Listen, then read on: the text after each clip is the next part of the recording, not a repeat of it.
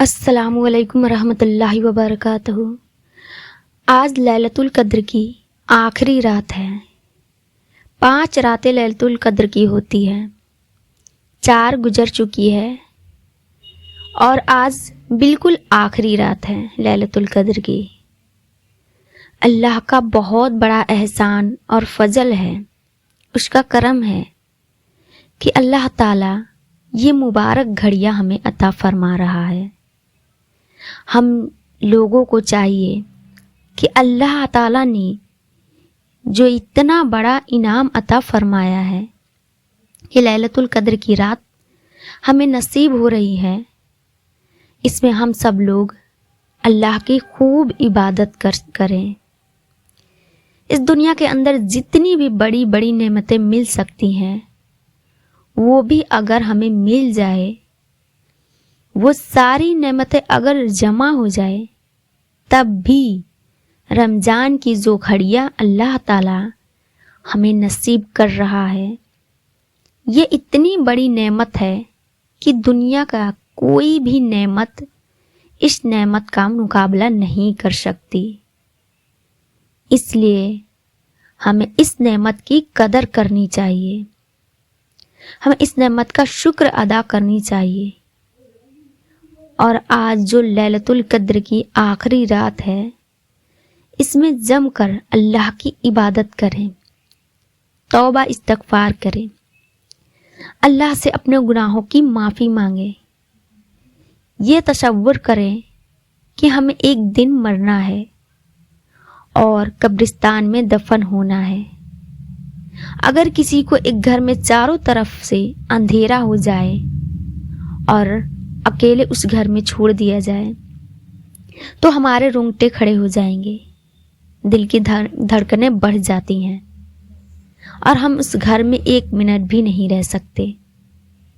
سوچے ذرا، قبرستان میں ہمیں لے جایا جائے گا اور اس قبر میں ہمیں دفن کر دیا جائے گا، جہاں دن میں بھی ہمیں قبرستان جانے سے دہشت محسوس ہوتی ہے، اور پھر لوگ جب ہمیں دفن کر کے واپس چلے جائیں گے، قبرستان میں تالا لگ جائے گا۔ سوچیں، قبر کا جو اندھیرا ہوگا وہ کتنا سخت ہوگا۔ اللہ نے جو ہمیں اتنی قیمتی وقت دیا ہے، اسے ایسے ہی بیکار نہ جانے دے۔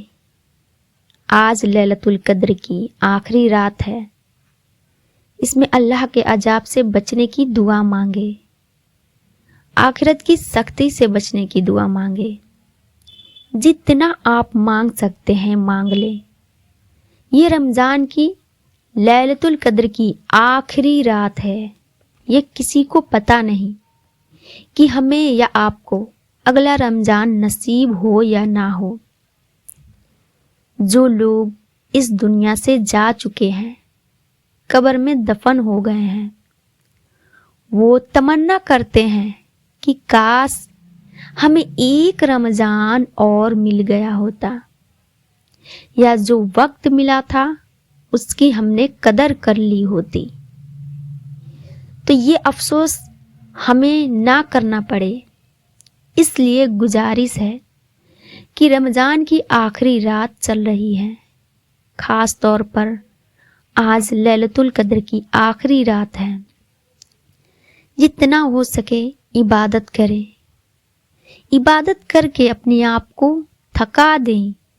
نیند آ رہی ہے لیکن سوئیں نہیں، اپنی نیند کی قربانی دیں، کیونکہ یہ قربانی ہماری قبر کو آرام دائک بنا دے گی۔